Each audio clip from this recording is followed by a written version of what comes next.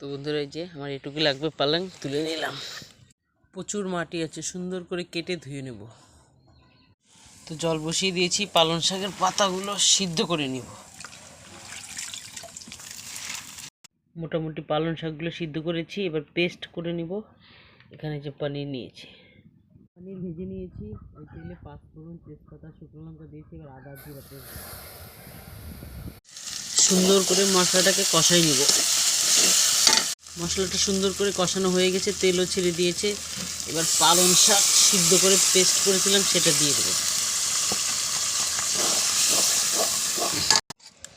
পনিরগুলো দিয়ে দেবো।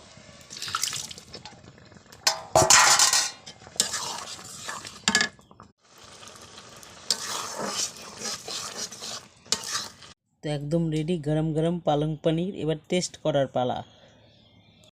তো আমার বাবা খাচ্ছে দ্বিধার সে। কেমন টেস্ট বলো? সেই